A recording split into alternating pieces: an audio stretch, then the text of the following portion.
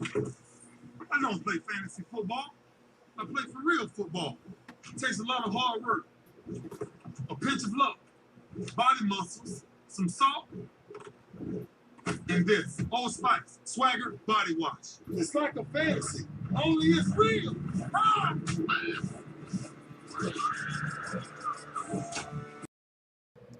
Watch this. Sometimes we forget why we're here. Remember the Raven is the messenger to Saturn, all of that stuff? It's also the same guy that's in that commercial from about, I don't know, 5 years ago. This is the same guy, except he's older. We're here for one reason and one reason only. We're here for domestic violence. So there you have the commercial from 5 years ago. And then you got him saying this on the news today. Don't know what to tell you. I've tried to tell you, but I don't know what else to say. Here's your purple and your purple and your yellow. Those are Saturn colors. They're Satan. They're hell. They're the woman. They're all of it.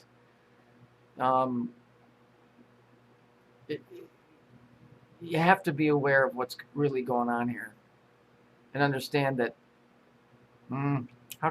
Here's how it was put to me. Because there's a whole bunch of shit I haven't even talked to you about yet. You have what's called the Ethernet, the etherical plane that surrounds the world, and within that ether is all the knowledge and all of this crap. It's all there. Then you have the internet, which is connected to it. That's why you have to have an Ethernet connector, because we're connecting to the Ethernet.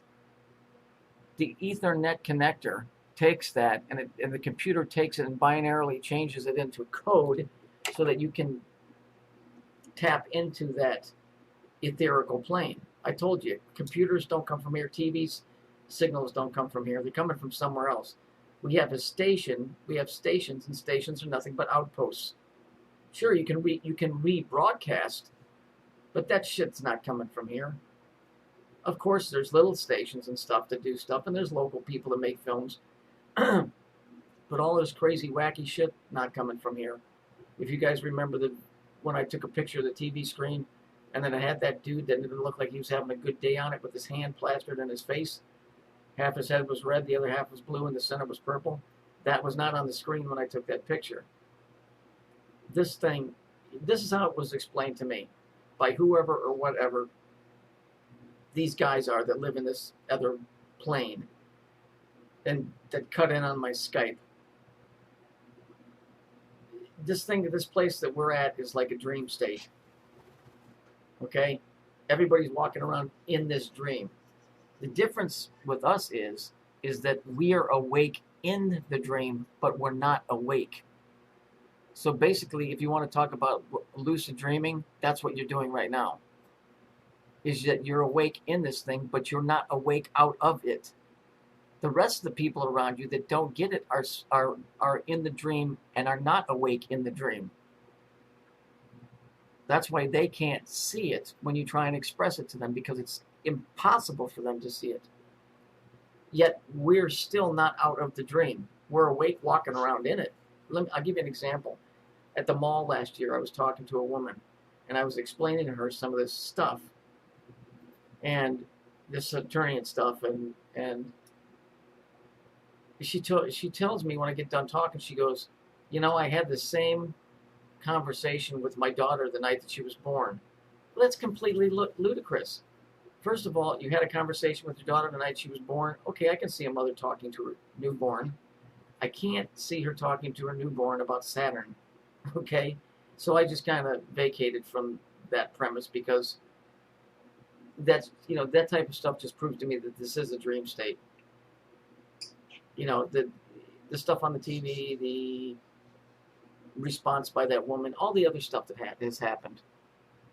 So, you know, commercials like this, the reason that we can't pin this shit down is because it's fragmented. It's like watching a movie that's cut into a bunch of pieces, and you're trying to put the movie together in your head so you can get a script, so you can piece it together. And that's what we're doing, because the Saturn thing runs through all of this. But it's not a complete movie. There's parts that are missing. And so when you understand that, and that's where the real mystery lies. Is why is this movie torn up? You know, why can't we wake up? I mean, we know that we're asleep. We're way ahead of everybody else. But,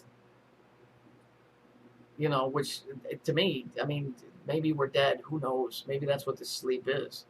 And we're just aware that we're asleep, meaning that we're not really in the lives that we were in at one time. And no, don't freak out. I'm not saying that's the absolute positive. I'm just saying it's a scenario. But there's something definitely wrong. I know something happened, you know, either in 2000 and sometime around the turn of the century, or at least for me around 2007. Things are different, but they're skewed enough that I can tell that somebody or something is trying to pull the wool over my eyes, or it's trying to let me know that things are different. It subtly but intentionally. I'm not sure. But that's it. I mean, we're tied into the etherical plane through the through the Ethernet connector, which goes into the internet. That's why you have the guy Philos Biblos that wrote about Yahoo being Saturn. His name was Philo, and then the guy that wrote the program for the internet, Yahoo, whose name is David Philo. It's just it's going from one step to the next, or from the bigger to the smaller. So if you can understand that something is definitely going on, you know, and whoever, whatever, and I ask these things. They asked me if I had any questions, and you know, I mean, I've been living this weird life for so long. You know, I just asked them if they liked ice cream because I wanted to be an asshole, kind of. And then I asked them if they thought I was a snappy dresser, and they said basically bullshit. And then I asked them what they looked like, and they said if you saw what we looked like, you'd be scared. You'd be scared to death. And that they were so bright that if you got close to them, you'd burn up. So, you know, one can suspect where that's coming from. But you know, I haven't told you guys all the things that have happened to me in my life. Some things would be pertinent, other things wouldn't. I'm just getting back to the original thing here. When we look at this guy making a commercial flying away on the Crow and then flying to Saturn, and then here he is years later coming here and say he's here for one reason, is to cause domestic violence.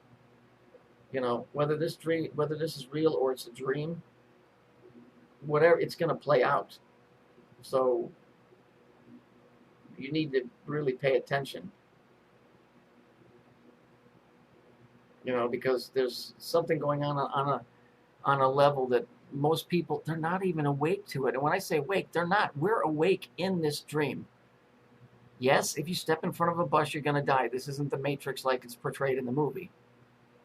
But the bottom line is we're awake in this state, but we're still actually asleep. The other people are really, really asleep, both on the outside and the inside. So look at it like this, if this helps. Pretend like we're all in a coma ward, and all of us are in a coma. If we were standing on the outside looking at ourselves on the machine, you would see that there was brain activity. Okay, that means that there's hope. These other people that are walking around you, they're flatline. So that's the easiest way I can explain it to you. We're aware, and we're showing that, you know, there's some kind of stimulus going on by thinking and acting and doing things. These other fuckers are flatliners. I don't know what happens to these type of people. I don't. You know, you can't explain this to them. I think they have to realize it on their own. And only certain people are going to wake up to it. I don't know how to put it where I don't offend anybody in a religious arena, but you know, either you know, not every kernel pops in the bag. No matter how hard you fucking heat it, treat it, it don't pop. You know, most people aren't interested in this crap. And there's a whole fucking world of this stuff, man. Everywhere you look. I mean, something as simple as when you look at the World Trade Center falling down, it's the exact same design as Sideshow Bob's hair on The Simpsons, which Matt Groening is a really deep into the masonry. So he understands all of that. Sideshow. You know, so whatever. Take it for what it is.